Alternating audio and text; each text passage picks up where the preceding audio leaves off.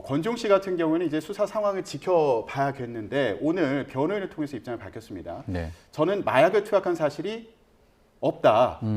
또 최근 언론에 공개된 마약류 관리 법률 위반에 관한 뉴스 보도 내용과도 무관하다. 이런 입장을 밝혔고요. 예. 다만 많은 분들이 우려하고 계심을 알기에 수사기관의 조사에는 적극적으로 협조하고 보다 성실히 임하겠다. 이렇게 얘기를 했습니다.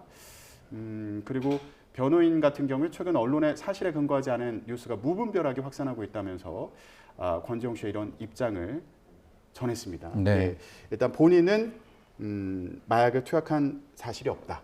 예, 이렇게 입장을 밝혔다는 점을 설명드리고요. 예. 근데 앞으로 이제 경찰이 소환해서 조사를 할 수도 있겠네요. 그렇죠.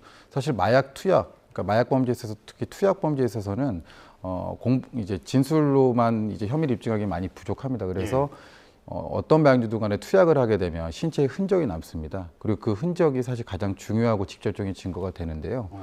가령 이제 대표적으로 모발이나 소변이 그런 대표적인 사례가 될 것이고, 이제 그 소변 같은 경우는 사실 이제 2주까지 최대 이제 검출이 됩니다.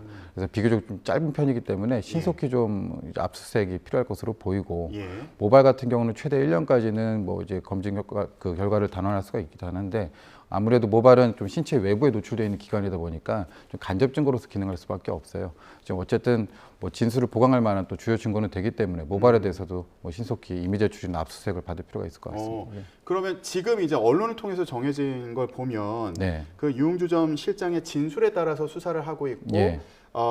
권지용 씨도 입건이 됐다고 하는데 그 진술만으로도 이렇게 입건이 될 수 있는 겁니까? 그 진술이 사실은 허위일 가능성을 좀 낮게 보는 거죠. 사실은 그 진술에 따라서 권지용 씨뿐만 아니라 다른 이제 이성규 씨나 다른 이제 공범들도 이제 입건이 됐기 때문에, 그리고 그들에 대한 조사 결과 실제로 그 해당 실장의 진술이 어느 정도는 신빙성이 있다라고 판단을 수사기관에서 한 것 같습니다. 예.